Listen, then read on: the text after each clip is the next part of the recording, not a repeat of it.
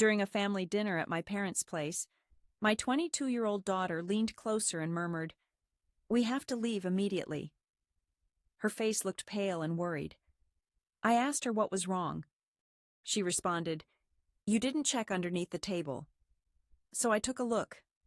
5 hours later, my sister was taken into custody, and my parents were frantically calling me. I know how unbelievable that sounds, dramatic and beyond belief, but believe me, I wish I were making it up. It began just like any other family meal. You know the kind. Polished wooden table, roast cooked too long, polite but strained conversation held together by tension so thick it could be spread on toast. Every few months, we go through this family ritual. Dinner. My parents insist it is crucial to stay connected as a family. My mother says this even though the group chat feels more like a prison. My wife and I arrived exactly 6 minutes late, which is how I show politeness. Not early enough to help, but not late enough to be rude. My sister Caroline was already there, naturally. The perfect one. The golden child. She still calls herself between jobs, but we all know that really means spending her days at mom and dad's house, glued to cable news and diving into conspiracy theories online. She sat at the head of the table as if she owned the place. Our parents basically catered to her every need. Her husband and child were absent. Since she is going through a divorce, their absence was expected. Nobody said a word. Instead, we all quietly avoided the empty seats, as if mourning. At a gathering with counselors, my daughter Emily was present as well. She is 22, recently graduated from law school, and working at one of those prestigious firms with proper closing doors and bathrooms that feel safe to use. Her first job carries a significant title along with even greater stress. She seemed exhausted but was determined to maintain appearances. That is just how she always is. Dinner offered the usual fare, cold potatoes accompanied by harsh criticism. My mother questioned Emily about her job and suggested she think about having more regular hours, as if it were the year 1954. My father proceeded to do what he often does, citing some newspaper article nobody requested, and then talking over everyone else. My sister mostly frowned and sighed heavily, as though her existence was filled with endless unfairness. I was not paying close attention. I rarely do anymore. I reserve my focus for when the insults begin to become inventive. Everything happened in a snap. Emily dropped her fork.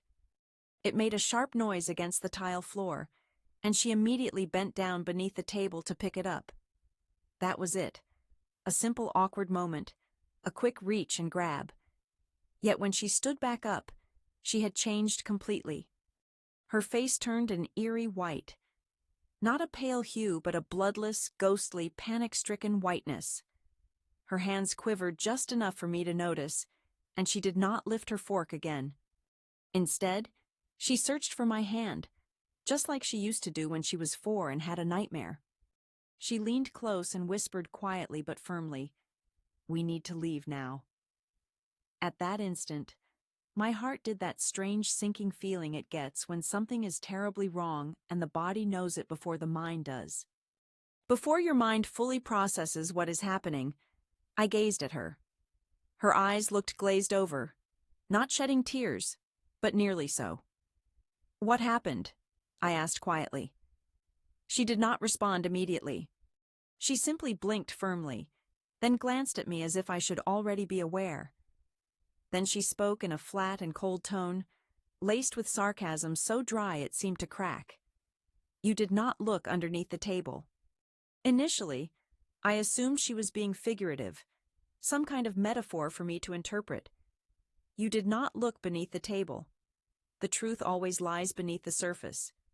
Some lesson from law school, perhaps. But no, she meant it literally. I leaned forward carefully to avoid hitting my knees and peeked beneath the table.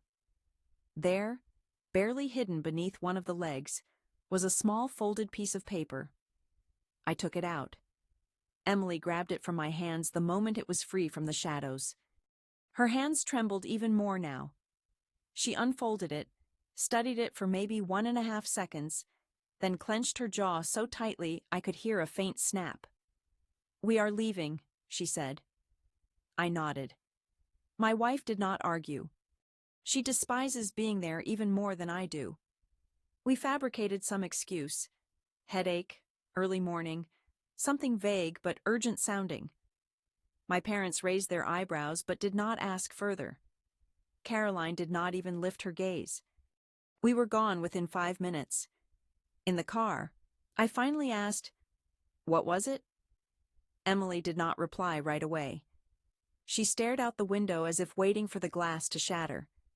Then she held up the piece of paper. I looked at it and read it aloud without really thinking. River Plant 573. I stared at it. It seemed like gibberish, something from a dream that loses all meaning the moment you try to make sense of it. My stomach twisted into tight knots. Emily looked like she was about to fall apart. I tried to keep my tone steady. "What is this, sweetheart? What exactly am I seeing?" She did not respond, her gaze fixed straight ahead. Finally, in a quiet voice, she said, "It's my password." I blinked, uncertain. "Your what?" "My password," she repeated more softly this time. No sarcasm or eye-rolling, just pure dread, sharp and unmistakable. The air in the car felt heavier, my heartbeat pounding in my neck. "Did you write it down? Did you tell anyone?" "Number A." Pause followed. Her voice trembled slightly. "It's Grandma's handwriting." I looked again, and she was right.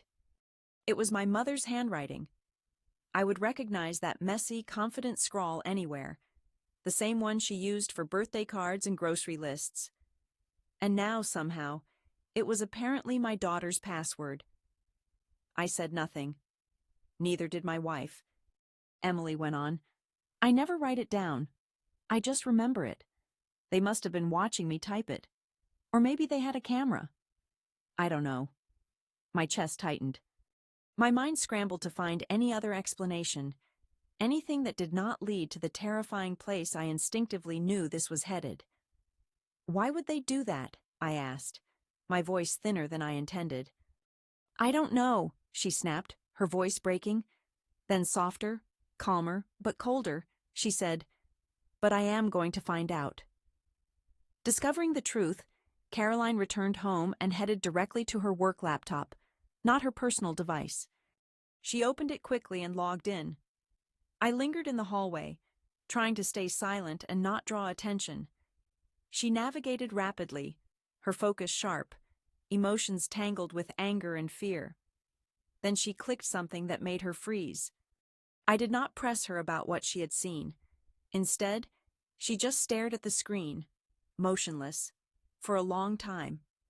At last she muttered quietly, "This is really bad." Then, in an even softer voice, "I know what they did." After that, there was only silence and the sound of her gentle crying in front of the glowing monitor. I refrained from asking more and sat in the kitchen while Emily worked at the table, the faint glow of her laptop acting like a warning light. Since then, she spoke little except to say she understood the severity of what had been done.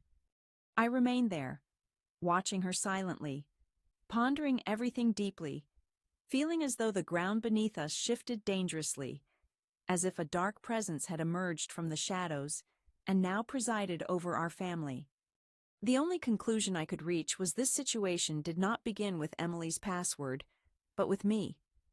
Not that I understood this at the time. My childhood mostly seemed normal, or at least I thought it did.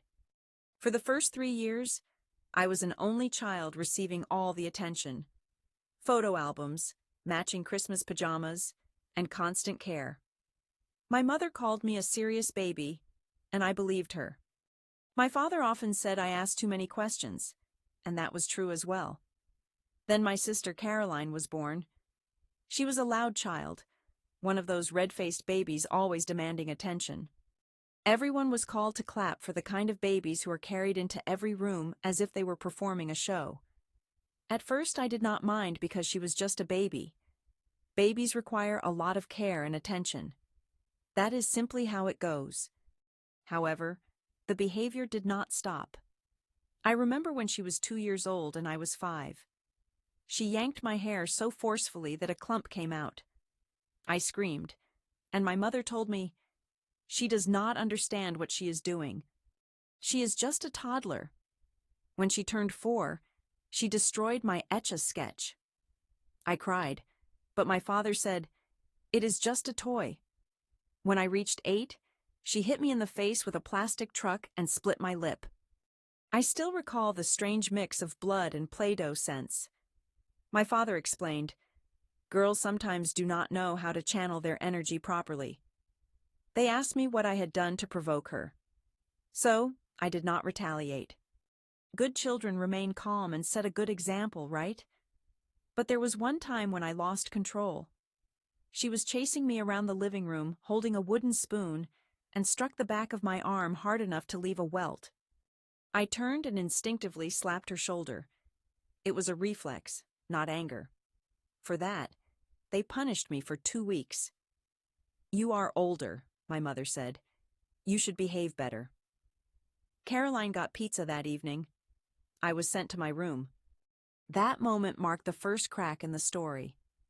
The second was that nothing ever improved. Caroline grew older, but the tantrums remained, along with the outbursts and slammed doors. The entire household seemed to bend to protect her mood.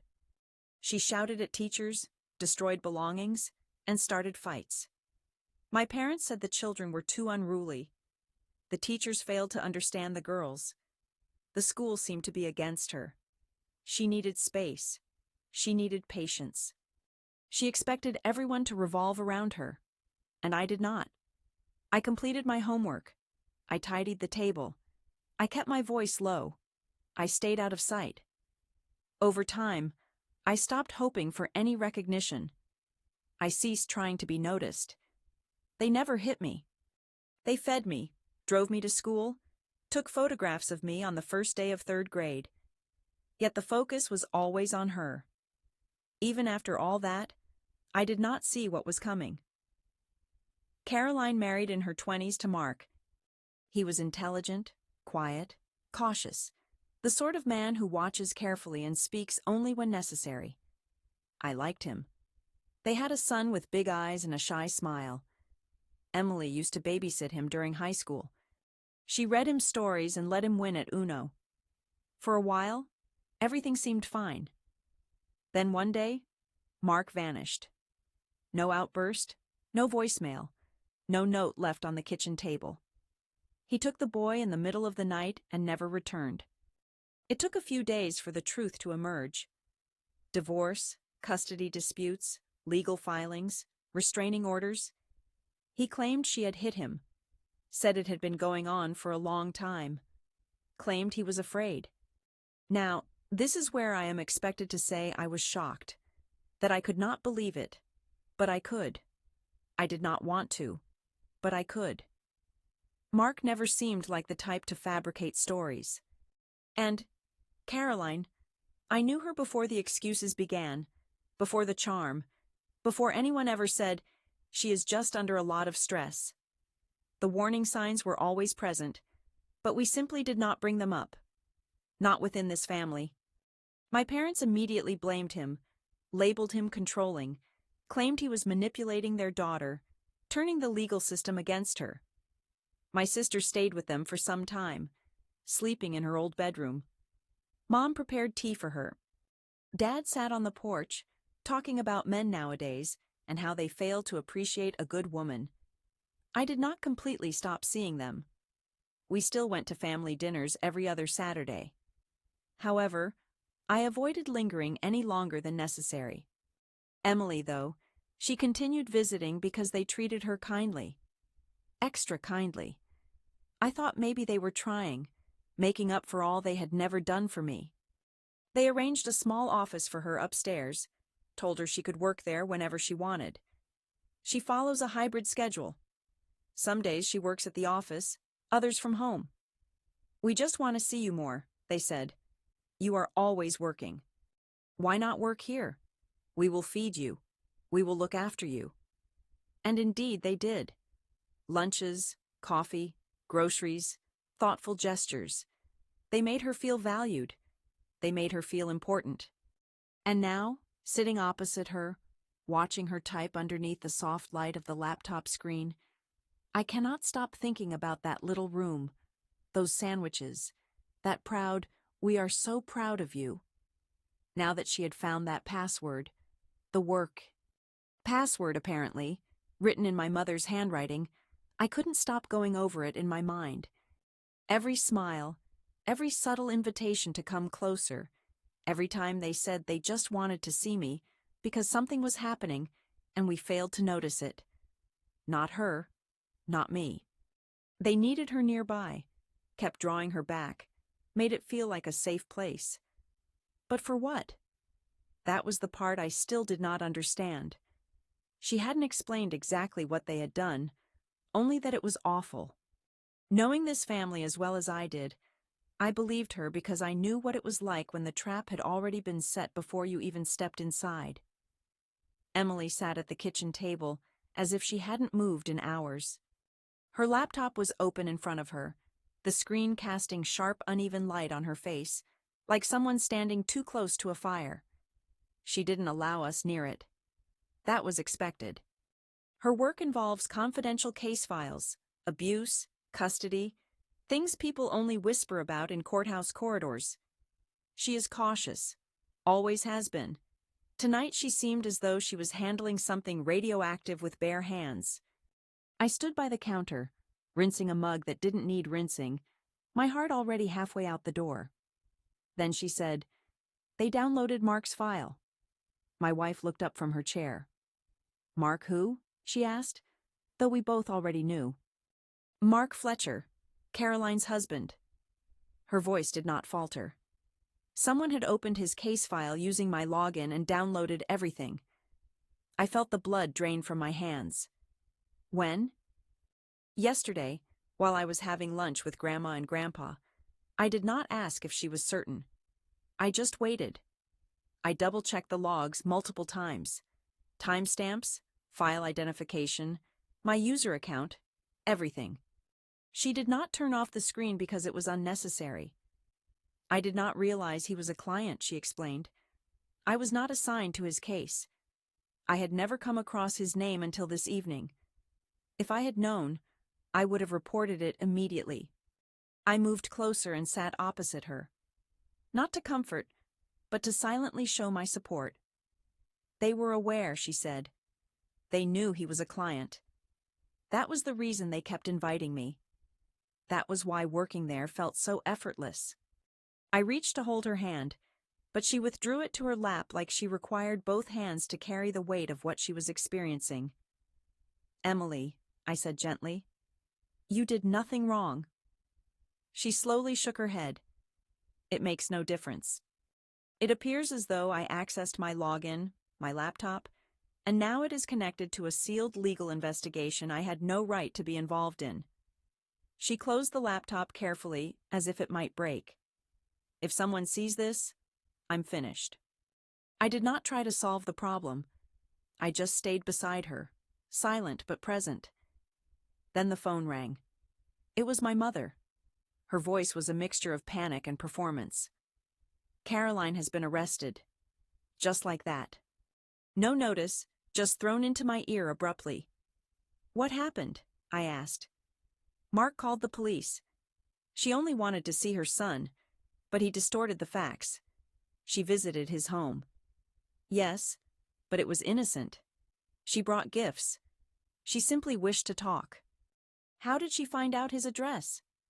A moment of silence. "She discovered it." How, I cannot say. The important thing is, he reported his own wife to the police. I swallowed with difficulty. Emily had entered the hallway. "We require assistance," my mother added. "The bail is $2,000. We would not ask for this favor, but it is Caroline." "Naturally it is." "Let me call you back," I responded. I ended the call before she could continue. Emily leaned on the doorframe. "They exploited it," she mentioned. The address from the file? Are you certain? No one legally had his address. And the day after someone accessed his file using my login, she appears at his residence. Come on. We did not want to handle this by phone, I explained. Emily nodded. They will lie, I added, unless we catch them unexpectedly. So, we went the very next morning. It was Sunday, so they had time to get ready. The same home, the same driveway, the same foolish doormat that reads, "Family is everything." But not today. My father opened the door as if anticipating brunch. My mother welcomed us with a weary smile. We entered inside. Emily did not take a seat. She stood rigid and firm. "You stole my password," she said. "You took me out to lunch so Caroline could use my laptop while I was away." I remained standing as well, right beside her. My father folded his arms. My mother appeared offended as if we had accused her of laziness. She just needed to observe what he was saying, my mother explained. Emily's tone remained steady. She used my login. That file was confidential. Every action she took, every document created, it is all recorded under my name. Then my father replied, "You." They were not the ones who appeared suspicious, I intervened. That is irrelevant. She is the one they will accuse. Emily nodded, her gaze fixed straight ahead. Every action at my company is documented. Who opened what and at what time? Someone logged into my account and accessed a confidential case file. Now it seems as if you did it, my mother asked, visibly unimpressed. Yes, and this could cause me immense trouble, jeopardizing my job, my professional license, and my entire future. It is just a job, my mother replied. For Caroline, it is her entire existence. Emily looked between them. You said you wanted to spend more time with me. You said you missed me. Silence followed. You acted like it was about family, but it was really about breaking into my laptop. Still nothing, my mother finally responded quietly. When you become a parent, you will understand, I said as I stepped closer. I am already a parent. No one spoke after that. In the car afterwards, the silence stretched on. At a red light, I finally said, "They never cared about what might happen to you." Emily did not meet my eyes but gazed out the window instead. They never have cared. I kept driving, but this time I did not circle around. The next morning, Emily did not say a word, but it was unnecessary. She came downstairs holding her laptop and a zippered folder. No makeup, no unnecessary conversation. Her expression was the composed, stern look she only wears when taking an exam or ready to dismantle someone with facts. She made herself some toast, but did not eat it. My wife asked if she needed a ride. Emily shook her head, grabbed her bag, and left. I stood by the door, watching the car drive away. Then I just remained still, holding her untouched toast. She never said she was going to report them, but I knew it was happening. Somehow the silence felt heavier than if she had shouted. Emily arrived home earlier than I had anticipated. She seemed as if she had aged 1.5 years in just a day. I am on compulsory leave, she told me before I could even ask. She hung up her coat, kicked off her shoes, and immediately went to the sink for water. Her movements were slow and careful, as if she was conserving her strength. They have launched a formal investigation, she explained. I handed over everything: logs, timeline, receipts, and location data. She didn't sit down right away but stood gripping her glass with both hands, staring at the wall as if expecting it to respond. They will be contacting Grandma and Grandpa next. I nodded, unable to trust myself to say anything yet. Finally, she sat at the kitchen table, her laptop still inside her bag. She did not open it or look frightened, just exhausted, like someone halfway through a calamity who knows recovery is impossible. I wanted to ask more about what they had said, or what actions might come, but I didn't, and she didn't volunteer any details. Later that night, Caroline came into the living room carrying her laptop under one arm and her phone in the other. She looked at me as though deciding if I was prepared to hear what she had to say. "They are blaming me," she said. "The firm spoke with them today. I didn't even need to ask who they were. They declared that I accessed the file. I told myself that I hadn't reported the conflict intentionally, that I was only trying to support my aunt." She laughed, but it wasn't really a laugh. They weren't just denying it. They were trying to rewrite the story. "Did you tell the company what actually happened?" she asked. I nodded. "They aren't foolish, but they cannot jump to conclusions without solid evidence." I hesitated and asked, "Do you have proof?" She raised one eyebrow and said, "Yes, I do." Then at last, she opened her laptop, sat down on the floor, crossed her legs, just like she used to at age 12 when she was doing math homework, except now she was about to expose two people who had raised me. I hadn't told them about this yet. She tapped her phone, queued up a voice message. "I wasn't sure if I'd need this," she explained calmly, "but I do." Emily unlocked her phone, located the recording, and pressed play. There was a soft click, then her voice came through, calm but sharp. "You stole my password. You took me out to lunch so Caroline could use my laptop." A moment of silence followed. Then my mother's voice quietly said, "She just needed to see what he was saying." My father responded flatly, "So you weren't the one who looked." Then my mother spoke again with more edge. "It's just a job for Caroline. It's her life." Emily paused the recording. "That should be enough," she said. She opened a new email, attached the file, typed nothing in the message, just dragged it in as if she were submitting proof to a court. Then she sent it. After that, she closed the laptop and stayed still for a long time. Caroline didn't remain in jail. We never thought she would. They released her. Released on bail the following day, just in time for lunch, she naturally returned to their home. The hero comes back, I suppose. I imagine they prepared lasagna for her. Mark filed for emergency full custody that very afternoon. A few days later, Emily quietly told me, as if unsure I wanted to hear it, that the law firm had followed up and confirmed everything. She explained the log, the IP address, the timestamp were all airtight evidence. Though still on leave, she no longer seemed lost. Rather, she appeared steady, worn down but standing strong. That evening, she sat beside me on the couch, arms folded, staring blankly ahead. "I keep thinking I should not have done it," she admitted. "Reported them?" I asked. She nodded. "It feels like I tore the family apart." "You didn't," I said. "They did."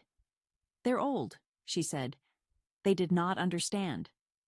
"Maybe," I replied, "but maybe they did." She looked down and confessed, "I keep wondering if it was the right thing."